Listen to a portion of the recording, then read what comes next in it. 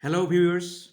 I hope you are having a great time, and some of you might have been preparing for your respective exam. And for your help, I have decided to give you uh, some insight on the second chapter of the book Practicing Feminist Criticism and Introduction, written by Maggie Humm. And in this video our focus will be upon myth criticism. It is the second chapter of the book Practicing Feminist Criticism and Introduction, as I have already told you, written by Maggie Humm.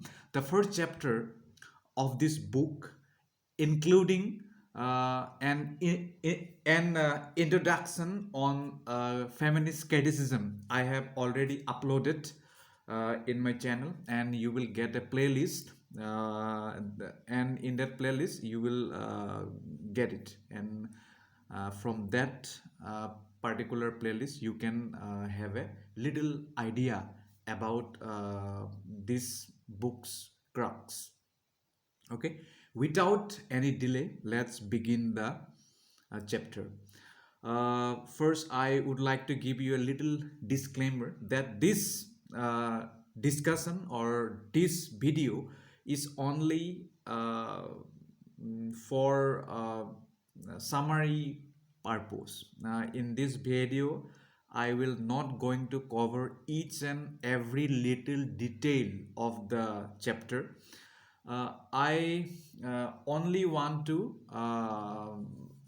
pick up some of the important things of this chapter, and which should be uh, written down in your perspective exam, and that is according to me. So please read the book, please read the chapter, and please have your own perspective. This is just a reference. Okay, let's get started. The chapter name is myth criticism. Okay, now we all know what is myth, right? Myth means this is a short story about our uh, past times, and it is especially about gods and men of courage. And myths are often explain natural or historical events, means it often explains natural and historical events of the past. And this can be also said as an idea or story which many people believe, but that does not exist, or it may be not true.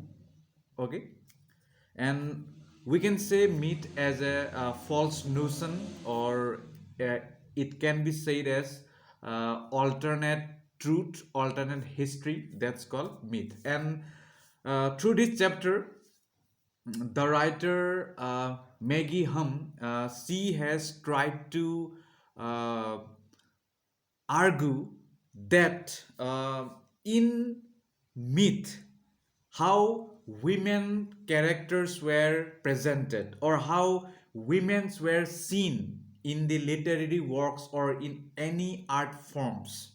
Okay, that thing is mentioned here. And how women writers, or how women critics, how they have tried to criticize the portrayal or the representation of women in the means through the myth in the literary genres, or in the literary creations, like in the novels, poetry, drama, or any kind of things which are related to literature, or in any art forms. Okay, then, okay, here section 3, uh, it is a title given. Section 3, Ursula Le Guin, The Left Hand of Darkness. Ursula Le Guin has written the book The Left Hand of Darkness, and according to the writer, through this book, the writer Ursula Le Guin has tried to overhaul the representation of uh, women in myth or in a mythical world or in a mythical figure. How women are represented earlier times, those things are completely overhauled in her this book, The Left Hand of Darkness. Okay, now let's try to know little bit about Ursula K. Le Guin. She was born in 1929 and died in 2018 recently. She was an American author. She is best known for her works of speculative fiction, including science fiction, and her works set in her Heinous universe. Heinous universe, it's a part of means fictional world, fictional realm. Okay, and she is best known for artsy fantasy series of her books, and her first work was published in 1959, and her literary career spanned nearly 60 years, and it she has produced more than 20 novels and over 100 short stories. So she is means a celebrated writer of her age, and in addition to poetry, in in the field of literary criticism, translation, and children books also, she has contributed immensely, and she has been frequently described as an author of science fiction, and she is also called a major voice in American letters, means in American literature, but she preferred herself to be known as American novelist. Okay, okay, now let's try to know little bit about her personal life. As we have discussed, he was born in 1929 in California, and she died in Portland, Oregon, in US.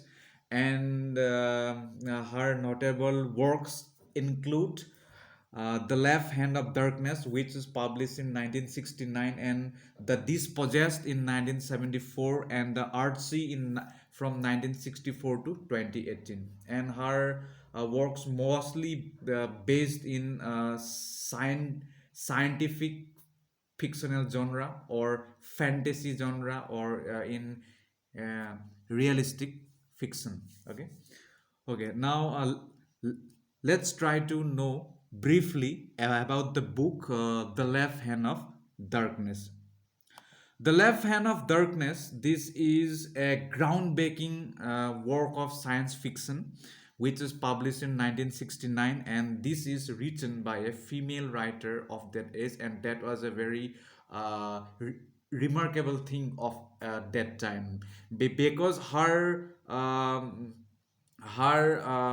enthusiasm has motivated many other female writers to focus on this genre and try to represent women in a different genre. Okay, and this book, The Left Hand of Darkness, tells the story of a lone human emissary to winter, an alien world whose inhabitants can choose and change their gender. Means they can change their gender, and his goal is to facilitate winter's inclusion in a growing intergalactic civilization. But to do so, he must bridge the gulf between his own views and those of the completely dissimilar culture that he encounters. Okay, this thing you will get in this book, and through this book, the writer Maggie Humm has tried to say that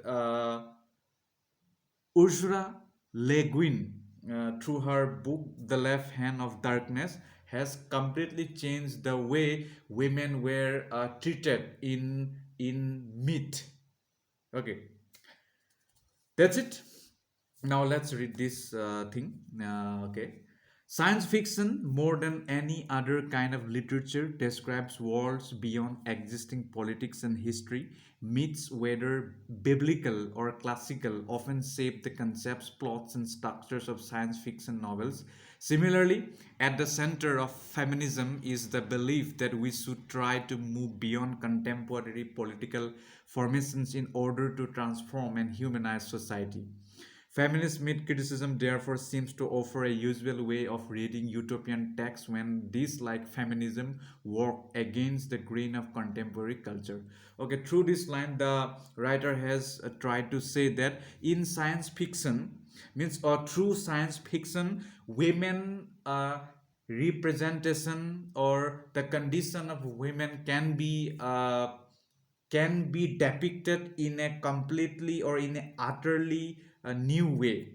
And the writer Ursula K. Le Guin, she has tried to put those things in her book, The Left Hand of Darkness. And she believes that Maggie Humm believes that myths, whether it is biblical or it is classical, it does not matter. It often shapes the concepts, plots, and structure of science fiction novels. And through science fiction novels, the representation of female character that can be completely changed. Okay, and this point you can add in your exam. And she says that feminist myth criticism therefore seems to offer a useful way of reading utopian texts when these, like feminism, work against the grain of contemporary culture. This note or this point you can add in your answer if the question comes from this particular chapter. Okay, now let's move on. Okay, here the writer says that feminist critics argue that Greco-Roman myths are uh, often masculine constructs whose narratives only reflect the anxieties of male psyches. The main project of feminist myth critics is to move away from these constructs, perhaps to find that myths are originally feminine, or at least to discover the outlines of some earlier, more specifically female mythologies. One good example is Virginia Woolf's interest in Egyptian myths. Woolf used uh, uh, Isis iconography in her work to reject a contemporary and patriarchal obsession with Greek myths and heroes. Okay, through this line, the writer is trying to say that the main focus of feminist critics or feminist criticism is that women's participation is very less in the literary works of myth. Okay, and she says that feminist critics, they argue that Greco-Roman myths are often masculine construct whose narratives only reflect the anxieties of male psyches. Means in through their works only male psyches anxieties are reflected. The female counterpart psyches or their anxieties are never portrayed in the Greco-Roman myths. And the main project of feminist myths critics is to move away from these constructs, and they have tried to stay away from these kinds of belief construct or perspective, perhaps to find that myths are originally feminine, or at least to discover the outlines of some earlier, more specifically female mythologies. And we can give an example here according to the author. One good example is Virginia Woolf's interest in Egyptian myths. Woolf used Isis iconography in her work to reject a contemporary and patriarchal obsession with Greek myths and heroes. So here the author says that in most of the cases, in especially in English literature, um, Greek myths are or Greek heroes are used very highly, so much they use Greek myths and heroes in their literary works so much. So, in those works or in those Greek myths, the responsibility, the role, and the contribution of female characters or female figures are very less.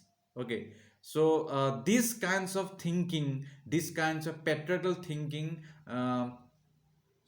Must be changed according to the Maggie Humm, and these kinds of things are actually changed by many writers in the second wave of feminist criticism, and one of the example is The Left Hand of Darkness, written by Ursula K. Le Guin. Got it? That's it. Okay, now let's move on. Here, the writer says that mythology can help to uh, reformulate traditional historical accounts of women's lives with female centered stories. Feminists have argued that myth criticism helps us redress the huge and distorting impact of many traditional religions on women's roles by pointing to recurrent powerful images which are associated with the feminine, such as the motif of the rainbow serpent in Aboriginal Australian culture. Okay, here the writer here advocates that mythology can help to reformulate traditional historical accounts of women's life with female centered stories. Means in earlier literary works, the male writers have they have projected women's contribution or women's character in a very low way, in a very means in a very meaningless way.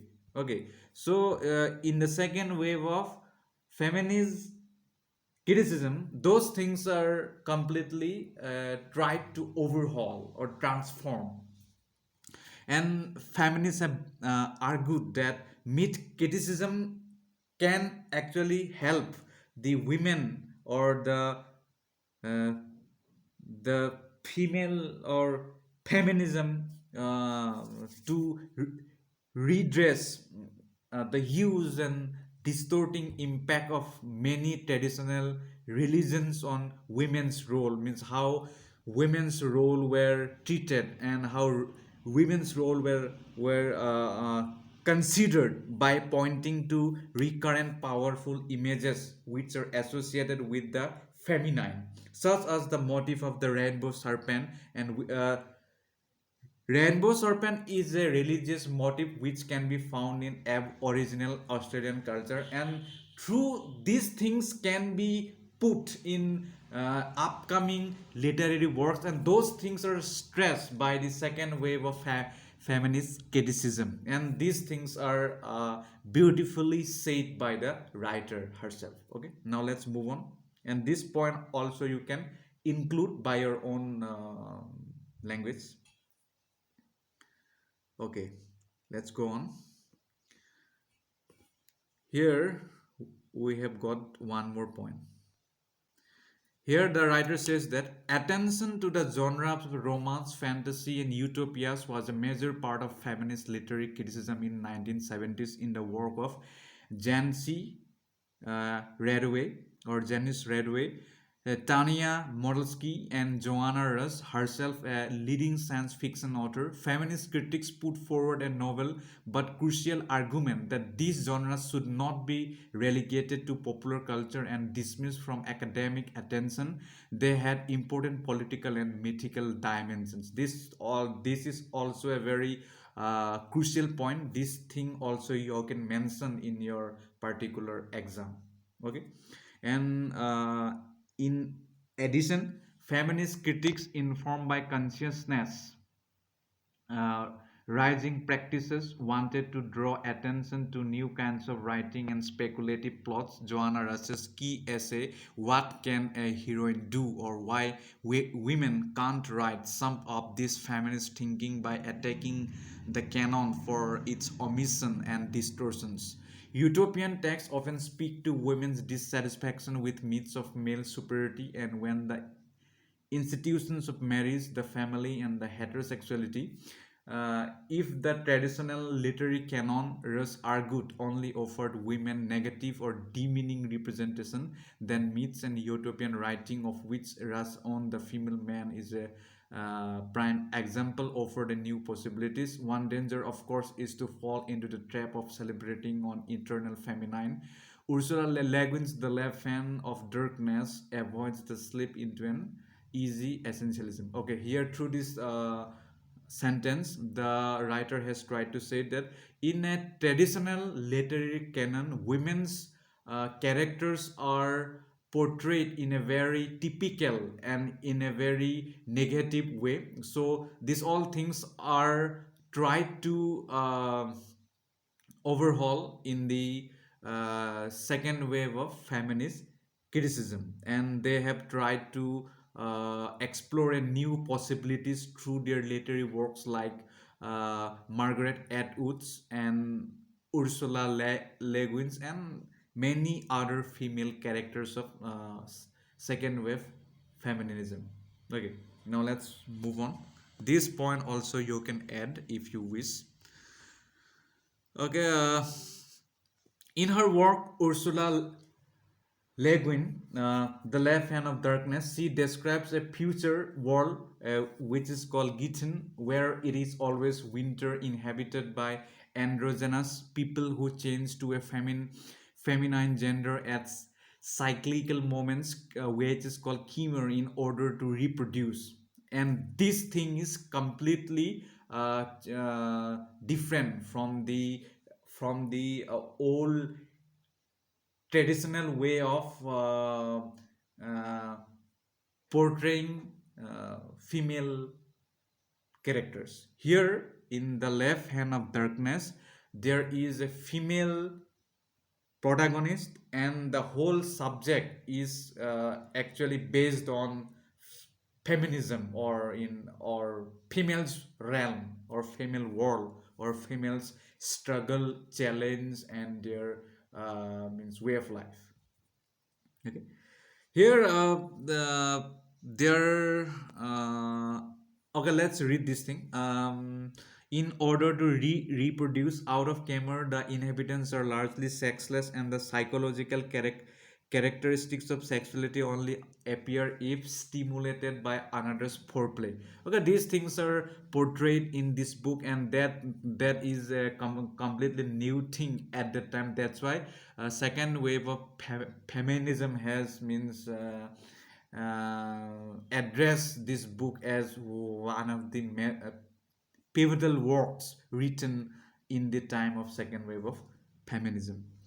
And in this novel, there is a scene when individuals can become male or female with either partner choosing to reproduce. The mother is female only until the conclusion of breastfeeding, and she then reverts to an androgynous state. Gitan is a society in which the male principle of force is opposed to a female principle of anarchy, but it is the female principle which concludes the novel. There is no myth of progress, since the current year is always year one. So here the way myth is portrayed, or limb, is utterly different from the typical or from the traditional way of uh, uh, producing or showing female characters in any literary works.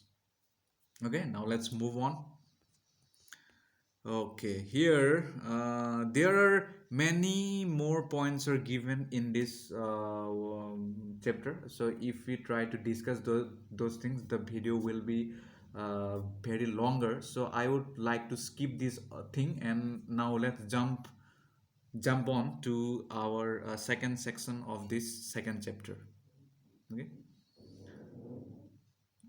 second chapter, let's wait.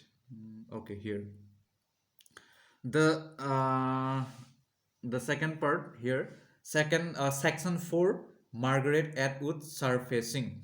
Margaret Atwood, as we all know, she is a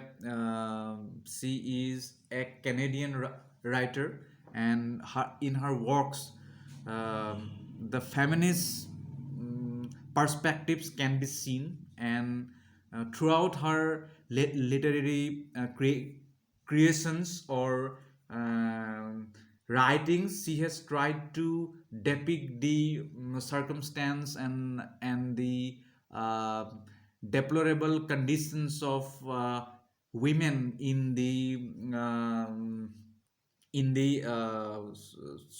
patriarchal society, as well as in the dystopian society, or in the dystopian world. Okay.